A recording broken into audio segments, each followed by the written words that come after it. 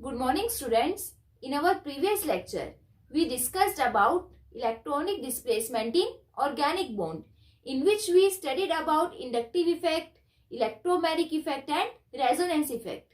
And in continuation with that, today we are going to study our fourth effect, that is hyperconjugation effect. And this is very important. Hyperconjugation is basically extension of resonance. So in case of resonance, if you remember that there is conjugation in pi electrons. ठीक है, resonance में पाई पाई की conjugation होगी. There is alternative single and double bond and pi electrons are present in conjugation with lone pair. और we can say that in case of resonance there is delocalization of pi electron. But in case of hyperconjugation, sigma electrons are present in conjugation with pi electrons. ठीक है, and hyperconjugation is also known as no bond resonance or Baker-Nathan effect.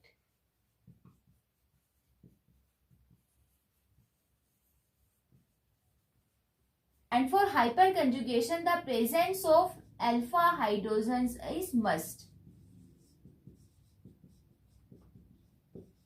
Alpha hydrogen की presence must है. And hyperconjugation generally occur in case of unsaturated hydrocarbons,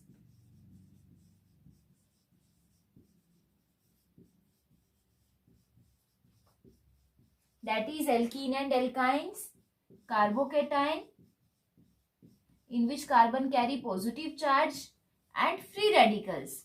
Free radical in which carbon contains single electron or odd electron. Is it clear? So these are the main point of hyperconjugation. Hyperconjugation basically extension of resonance in which sigma electrons are present in conjugation with pi electron. Hyperconjugation is also known as no bond resonance or Baker-Nathan effect. For hyperconjugation, the presence of alpha hydrogen is must and it occur in case of unsaturated hydrocarbon, carbocation and free radical. Is it clear? So let's take an example of hyperconjugation.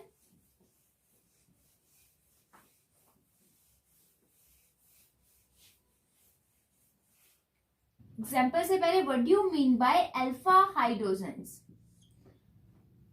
अब जब भी हम हाइपरकंजुगेटिव structures की बात करेंगे किसी भी compound की बात करेंगे तो वहां पे जो मेन फंक्शनल ग्रुप होगा जिसके रिस्पेक्ट में हम कोई भी स्ट्रक्चर लिखेंगे उसके जो एडजेसेंट कार्बन होगा that carbon is known as alpha carbon.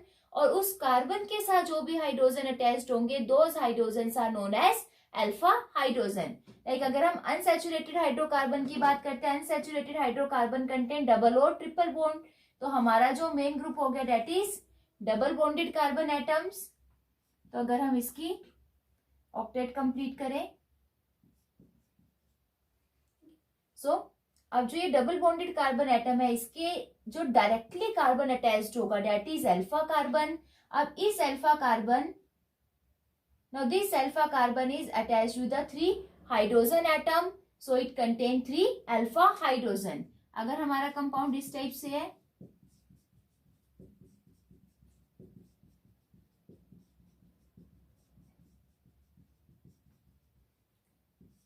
तो हमारा जो फंक्शनल ग्रुप है वो सेंटर में है. तो जो डायरेक्टली जो कार्बन अटैच्ड है ये कार्बन भी इसके साथ डायरेक्टली अटैच्ड है और इस साइड से ये कार्बन भी डायरेक्टली अटैच्ड है. So both this carbon are alpha carbon और दोनों के साथ 2 हाइड्रोजन है. So both carry 2 alpha hydrogen. अब जो फंक्शनल ग्रुप के रिस्पेक्ट में सेकंड कार्बन है that is beta, third gamma, fourth delta and so on. Similarly उस साइड से जो सेकंड पोजीशन आएगी that is beta, gamma, delta and so on. Is it clear? तो यहाँ पे जो हाइपरकंजुगेशन स्ट्रक्चर तो यहाँ पे जो हाइपरकंजुगेटिव स्ट्रक्चर्स आएंगी वो सिर्फ अल्फा हाइड्रोजन के केस में ही आएंगी if the compound containing alpha hydrogen, and if the compound does not contain any alpha hydrogen So in that case, hyperconjugative structures are not possible. Is it clear? Now write the hyperconjugative structure for the propene. Propene having formula CH3CH double bond CH2.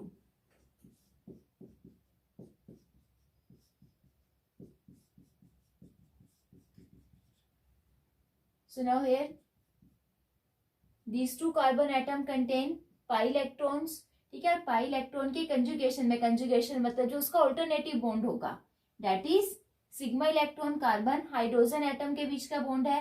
Now this carbon contain 3 alpha hydrogen and the sigma electron of all these 3 alpha hydrogen are present in conjugation with pi electron. ठीक है, तो ये जो तीनों alpha hydrogen है they are able to show hyper conjugative structures. तो यहां से जो पॉसिबिलिटी है, अब जो यहाँ पे अल्फा हाइड्रोजन है वो अपना सिग्मा इलेक्ट्रॉन इस बॉन्ड को शिफ्ट कर देगा. This pi electron are shifted towards next carbon atom. So इसके कोरस्पोंडिंग जो हाइपर कंजुगेटिव स्ट्रक्चर आएगी दैट इज, अब ये जो दो हाइड्रोजन है दे remain same.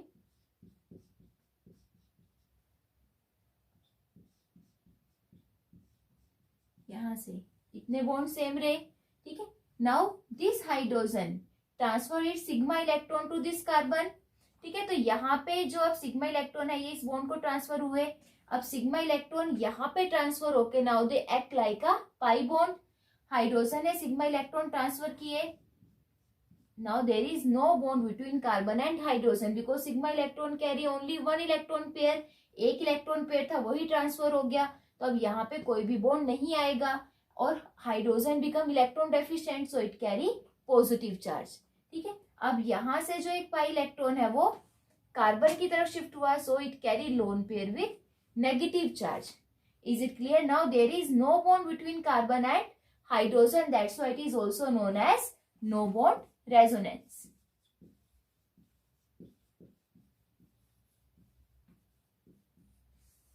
Is it clear? Now this compound contain total 3 alpha hydrogen, 3 alpha hydrogen है. So अब यहाँ पे जो नेक्स्ट पॉसिबिलिटी है, मे बी जो सेकेंड हाइड्रोजन है it transfer it sigma electron toward this bond. तो जो सेकेंड हाइपर कंजुगेटिव स्ट्रक्चर बनेगी is like this.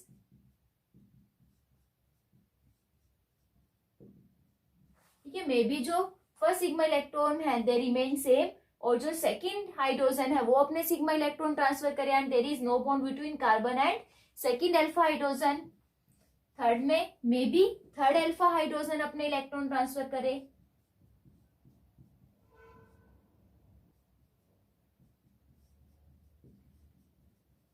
So in case of hyperconjugation, like in case of resonance, we write all the possible hyperconjugative structure. जितने भी alpha hydrogen है हमने एक एक बार सबके सिग्मा इलेक्ट्रॉन ट्रांसफर करके उनकी स्ट्रक्चर रिप्रेजेंट करनी है. सारी स्ट्रक्चर ऑलमोस्ट सेम होगी. जस्ट एक बार फर्स्ट अल्फा हाइड्रोजन अपने इलेक्ट्रॉन ट्रांसफर करेगा तो there is no bond between carbon and first alpha hydrogen, then second, then third. ठीक है, तो कंपाउंड जितने अल्फा हाइड्रोजन कंटेन करता है उतनी ही ज्यादा उसकी हाइपर कंजुगेटिव स्ट्रक्चर्स पॉसिबल होंगी.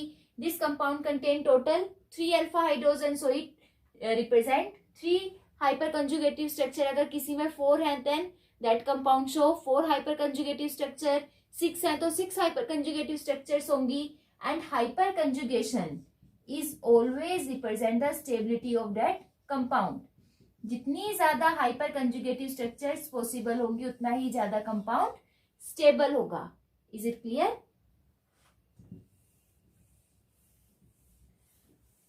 अब यहाँ पे जो नो बॉन्ड रेजोनेंस है उसको हम मोलिकुलर ऑर्बिटल की फॉर्म में भी रिप्रेजेंट कर सकते हैं. Like now we can say that कि अब हाइड्रोजन है तो इलेक्ट्रॉन ट्रांसफर कर दिए, then why we represent this proton along with this carbon. इनके बीच में तो कोई बॉन्ड नहीं है, तो what is the need to represent this H positive ion here. So this is explained by the molecular orbital diagram. Now in case of unsaturated alkene,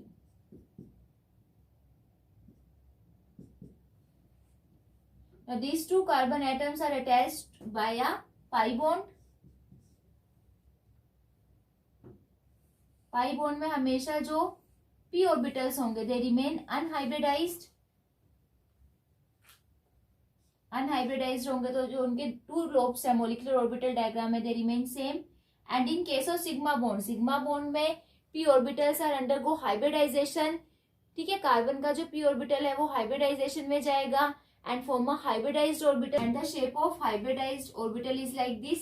Hybrid orbital contain two lobes, one big and one smaller. तो यहाँ पे just हम big lobe represent कर रहे हैं।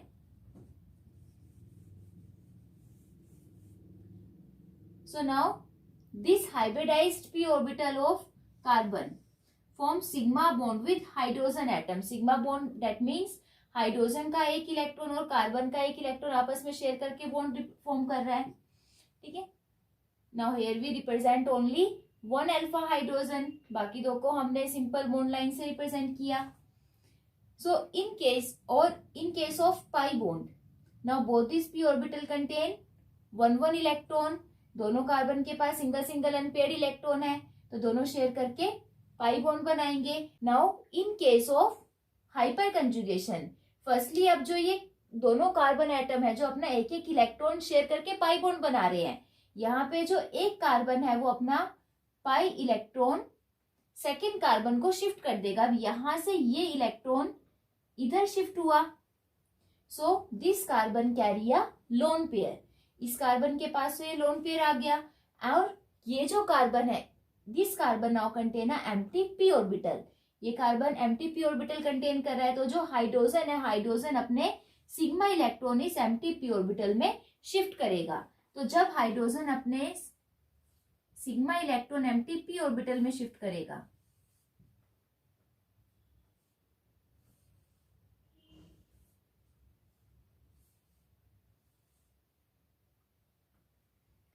तो यहां से हाइड्रोजन का एक इलेक्ट्रॉन इधर, कार्बन का इलेक्ट्रॉन एक एज इट इज रहेगा, तो ये कार्बन अपना जो इलेक्ट्रॉन है वो सेकंड कार्बन के साथ शेयर करके फर्दर पाई बॉन्ड बनाएगा, but the molecular orbital of carbon and hydrogen remain same. Now hydrogen only shifting it's electron towards this carbon, but जो हाइड्रोजन का ऑर्बिटल है एम्प्टी ऑर्बिटल, वो कार्बन के p orbital के साथ as it is bound है, ठीक है, जस्ट वो ऑर्बिटल एम्प्टी हुआ है। तो हम जब इसको सिंपल बॉन्ड की फॉर्म में रिप्रेजेंट करेंगे, जस्ट लाइन से रिप्रेजेंट करेंगे, तो हम यहाँ पे जो बॉन्ड मेंशन नहीं करते, मोलिकुलर ऑर्बिटल के थ्रू जो हाइड्रोजन और कार्बन है वो आपस में बाउंड है, that's why it is named as no bond resonance. Is it clear? Now let's write hyperconjugative structures in case of carbocation and free radical. And before writing hyperconjugative structures of carbocation and free radical, let's discuss their classification.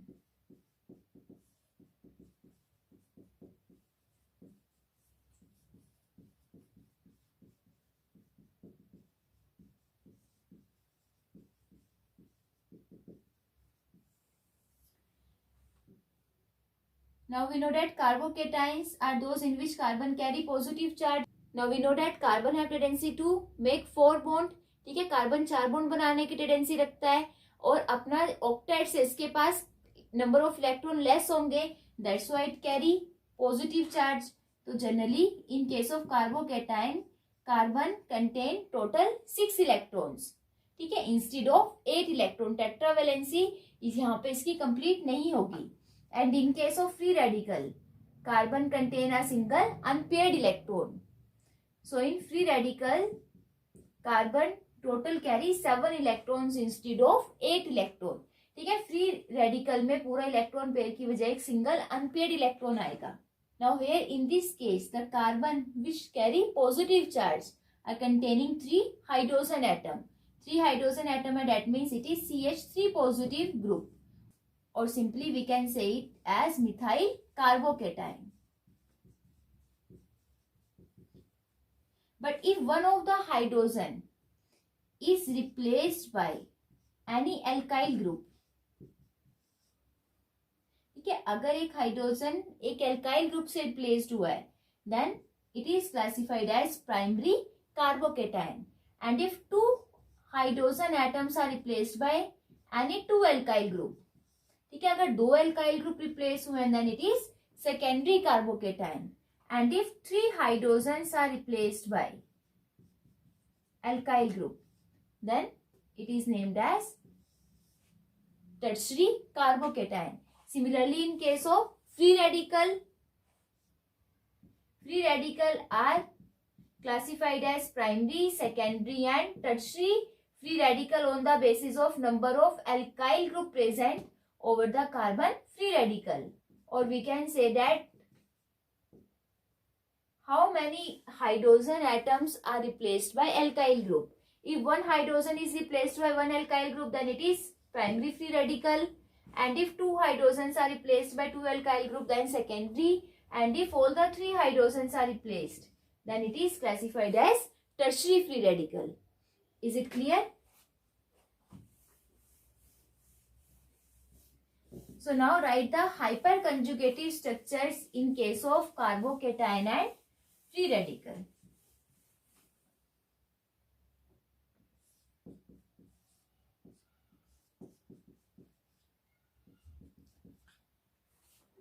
Let's take an example of primary carbocation. जो carbon containing positive group है that is our main functional group, ठीक है. अब इसके साथ जो direct hydrogen attach है that is not our alpha hydrogen, वो हमारे अल्फा हाइड्रोजन नहीं है. अब मेन ग्रुप के एडजेसेंट जो कार्बन है दैट इज अल्फा कार्बन, और उसके साथ जो हाइड्रोजन अटैच है those hydrogen are known as alpha hydrogen. Now primary carbocation containing 3 alpha hydrogen.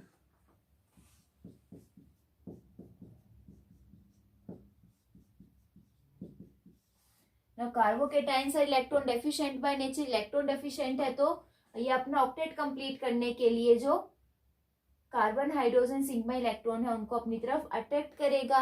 So this sigma electrons are shifted toward this bond. अब यहां से सिग्मा इलेक्ट्रॉन इस तरफ शिफ्ट हुए,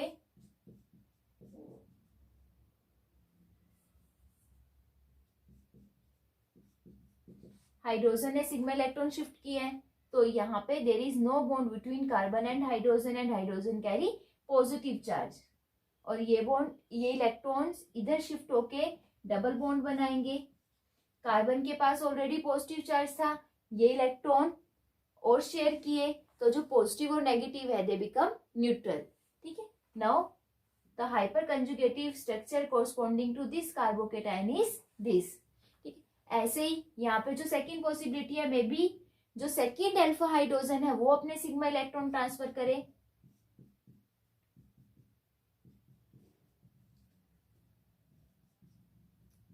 और may be third possibility, may be third alpha hydrogen से sigma electron transfer हो. तो जो भी हम पॉसिबल स्ट्रक्चर्स है सारी पॉसिबल स्ट्रक्चर्स लिखेंगे and these are its hyper conjugative structure. तो alpha, so primary carbocation containing total 3 alpha hydrogen, so it's total 3 hyper conjugative structure. अगर आप इस स्ट्रक्चर को भी इंक्लूड करते हैं so the structure become 4. Is it clear? Similarly in case of secondary carbocation, secondary के case में एक अल्फा हाइड्रोजन और आ जाएगा, तो यहाँ पे फर्दर टोटल अल्फा हाइड्रोजन कितने हुए, फर्स्ट कार्बन के साथ 3, सेकंड के साथ भी 3, so it contain total 6 alpha hydrogen. 6 alpha hydrogen है तो अब further 3 hyper conjugative structure in 3 hydrogen के साथ और पॉसिबल होगी, इसी टाइप से आएंगी. ठीक है. सो in case of secondary carbocation total 6 hyperconjugative structures are possible.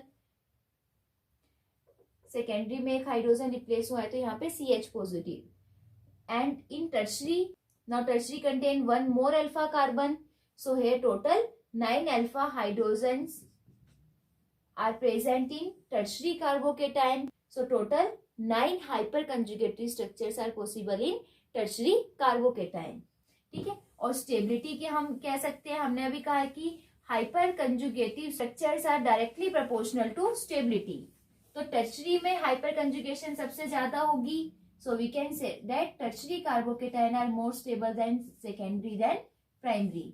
Is it clear? और सिमिलर जो हाइपर कंजुगेटिव स्ट्रक्चर है वो सेम हम फ्री रेडिकल के केस में भी इसी टाइप से लिख सकते हैं. ठीक है. फ्री रेडिकल में भी जितने ज्यादा अल्फा हाइड्रोजन होंगी उतनी ही ज्यादा हाइपर कंजुगेटिव स्ट्रक्चर्स पॉसिबल होंगी। तो अल्फा हाइड्रोजन मैक्सिमम टर्शरी के केस में होंगे, then secondary, then primary. So we can say that in case of free radicals the stability order remains same as in carbocation, that is tertiary is more stable than secondary than primary, because hyperconjugative structures are maximum in case of tertiary free radical than secondary than primary. Is it clear? Now next is applications of hyperconjugation और consequences of hyperconjugation.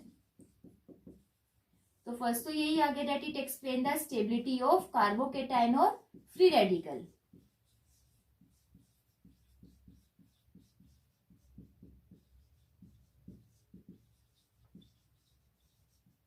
More is the hyperconjugative structure, more is the stability. Hyperconjugation is directly proportional to stability. So we can say that tertiary carbocation and free radical are more stable than secondary than primary. Second, along with carbocation and free radical, it also explain the stability of alkenes. Alkene के case में भी वही same case आ जाएगा, जितनी ज्यादा हाइपरकंजुगेटिव structures possible होंगी उतना ही ज्यादा कंपाउंड स्टेबल होगा.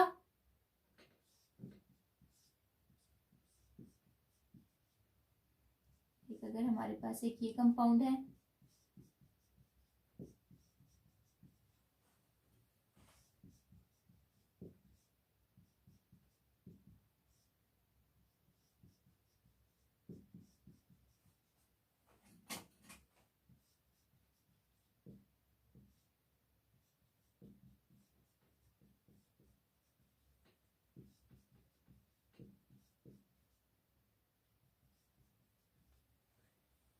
now out of these four compound which alkene is more stable and why? अब जो हमारा यहाँ पे मेन फंक्शनल ग्रुप है that is double bond. Double bonded carbon के साथ जो हाइड्रोजन डायरेक्टली अटैच है, these are not our alpha hydrogen. हमें एडजेसेंट कार्बन पे देखने हैं. तो यहाँ पे अब देखिए फर्स्ट केस में, now this double bonded carbon atom are attached with 4 carbon atoms, directly 4 carbon के साथ अटैच है, दैट मीन्स 4 अल्फा कार्बन. और चारों alpha carbon further 3 hydrogens contain करते हैं. तो टोटल अल्फा हाइड्रोजन कितने हुए इसमें? 12. And in this case now the double bonded carbon are directly attached with 3 alpha carbon. ठीक है, 3 अल्फा कार्बन है और तीनों के साथ 3 हाइड्रोजन है. तो टोटल अल्फा हाइड्रोजन कितने हुए यहाँ पे? 9. थर्ड केस में now the double bonded carbon are directly attached with 2 methyl group, that means total 6 alpha hydrogen and the fourth compound contain only 3 alpha hydrogens. Is it clear? तो जितनी ज्यादा alpha hydrogen होंगे, structure अभी हमने की थी उसी टाइप से आपने लिखनी है. हमने जस्ट एक एक हाइड्रोजन का बॉन्ड शिफ्ट करके दिखाना है. लाइक अगर हम इस केस में पहले फर्स्ट मिथाइल ग्रुप ले लें, ये पहले इधर शिफ्ट होगा and this double bond is shifted toward this carbon. Now after the transfer this hydrogen carry positive charge, इधर डबल बॉन्ड आ जाएगा. Now this carbon carry negative charge. ठीक है, और सिमिलर स्ट्रक्चर आपने फर्दर ये 12 टाइम्स रिपीट करनी है.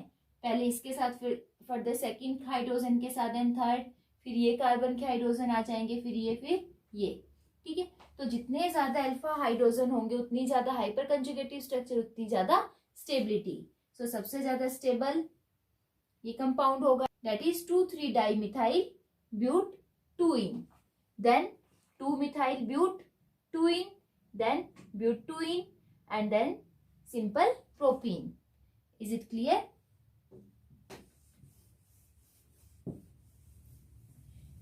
Next, अब इसी एग्जाम्पल के साथ जो इसकी नेक्स्ट एप्लीकेशन आती है that it explain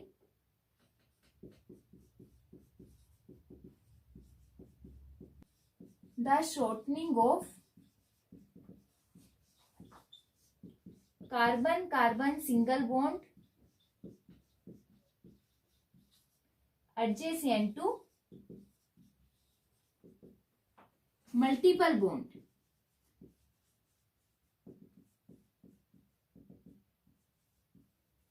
Now we know that single bond length is always greater than the double or triple bond length. ठीक है, बट जो मल्टीपल बॉन्ड के एडजेसेंट सिंगल बॉन्ड होगा उसकी जो लेंथ होगी वो उसके एक्चुअल लेंथ के कंपैरिजन में हमेशा कम होगी. और ये कम क्यों होगी? It can be explained on the basis of hyper conjugation. अब जब भी हम हाइपर कंजुगेटिव स्ट्रक्चर लिखेंगे, like in this case double bond के कोरस्पॉन्डिंग जो सिंगल बॉन्ड है, अब यहाँ पे जो अल्फा हाइड्रोजन है, अल्फा हाइड्रोजन की प्रेजेंस की वजह से now this compound show hyperconjugation and the alpha hydrogen transfer its sigma electron towards this bond, and because of the transfer of sigma electron now this single bond is converted into a double bond. ठीक है, यहाँ पे कुछ ना कुछ double bond character आ जाएगा, and because of the double bond character now the bond length become shorter than its actual bond length. ठीक है, तो हाइपर कंजुगेशन की वजह से जो डबल बॉन्ड के एडजेसेंट सिंगल बॉन्ड होगा it contain some double bond character की वजह से उसकी जो बॉन्ड लेंथ है वो एक्चुअल बॉन्ड लेंथ से स्मॉल होगी. Is it clear? And the last and very important application is that hyper conjugation explain the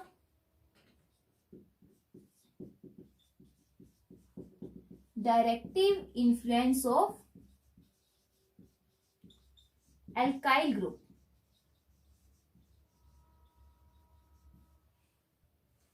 अब हमने जब प्रीवियस लेक्चर में अपने इंडक्टिव इफेक्ट, रेजोनेटिंग इफेक्ट किए थे, then we study that all the alkyl groups are electron donating by nature.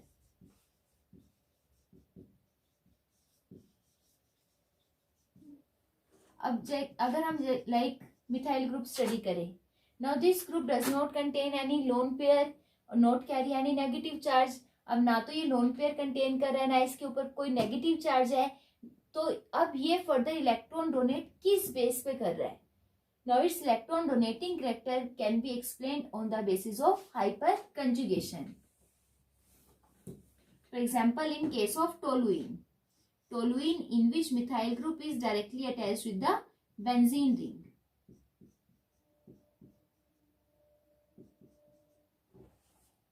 Now here benzene ring carry alternative single and double bond. तो यहाँ पे ये जो दो कार्बन है दे कैरी डबल बॉन्ड, और इसमें जो पाई इलेक्ट्रॉन्स है, pi electron are present in conjugation with sigma electron of alpha hydrogen. ठीक है, इसके साथ जो डायरेक्टली कार्बन है that is alpha carbon and it contain total 3 alpha hydrogen atom. तो यहाँ पे जो अल्फा हाइड्रोजन है वो अपना सिग्मा इलेक्ट्रॉन नेक्स्ट बॉन्ड के टुवर्ड्स ट्रांसफर करेंगे, and this pi electron are further transfer towards next carbon.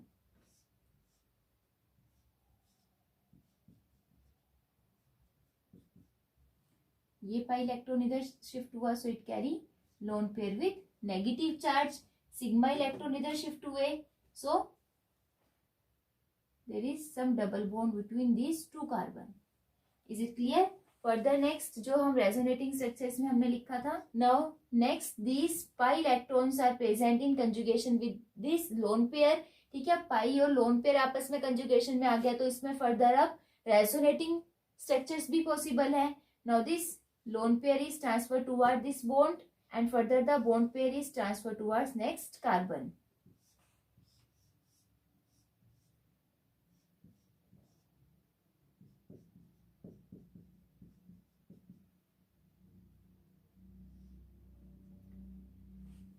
अब यहाँ से ये वाला जो इलेक्ट्रॉन पेयर है इधर शिफ्ट हुआ so it form double bond, bond pair next carbon पे शिफ्ट हुआ so it form lone pair with negative charge. Now in next structure now this lone pair and pi electron are present in conjugation, so अब ये lone pair इधर shift होगा and bond pair is transfer towards next carbon.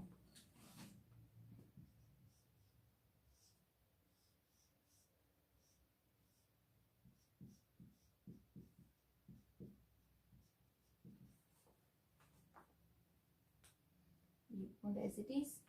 अब यहाँ पे ये electron pair इधर shift हुआ, सो यहाँ पे double bond, bond pair is converted into a lone pair. Next, अब ये जो लोन पेयर है, लोन पेयर नेक्स्ट बॉन्ड की टूवर्ड्स शिफ्ट होगा, bond pair again shifted towards alpha hydrogen.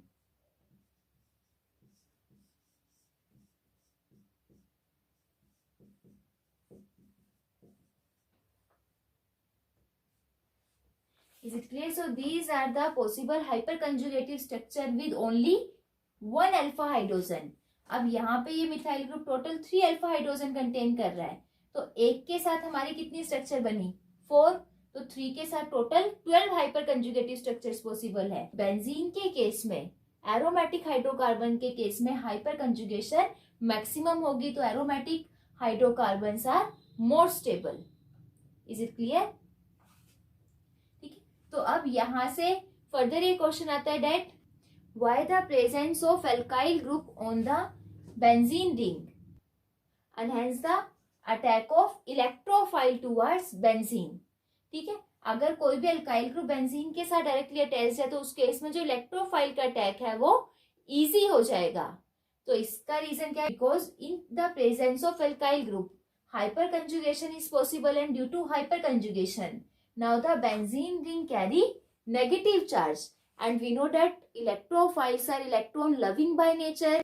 तो अब हाइपर कंजुगेशन की वजह से बेंजीन के पास नेगेटिव चार्ज है, negative charge that means electron density benzene की इंक्रीज हुई है, इलेक्ट्रॉन डेंसिटी इंक्रीज हुई है तो इलेक्ट्रोफाइल का अटैक इजी हो जाएगा। और जो इलेक्ट्रॉन डेंसिटी इंक्रीज हुई है that increases only at ortho and para position. हमें पता है दैट किसी भी ग्रुप के रिस्पेक्ट में जो सेकंड पोजीशन है that is ortho, third meta and fourth is para. तो हाइपर कंजुगेटिव स्ट्रक्चर जब हमने लिखी तो जो नेगेटिव चार्ज है, नेगेटिव चार्ज आपका ऑर्थो और पैरा पे ही इंक्रीज हुआ, इलेक्ट्रॉन डेंसिटी आपकी ऑर्थो और पैरा पोजीशन पे इंक्रीज हुई, दैट मीन जो इलेक्ट्रोफाइल है, electrophile attack only at ortho and para position. Is it clear? So the alkyl group are also known as ortho para directing group.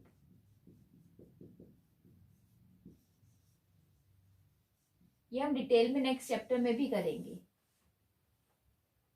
Is it clear? So this is all about hyperconjugation and this is very important concept. I hope you understood hyperconjugation very well. Thank you and have a nice day.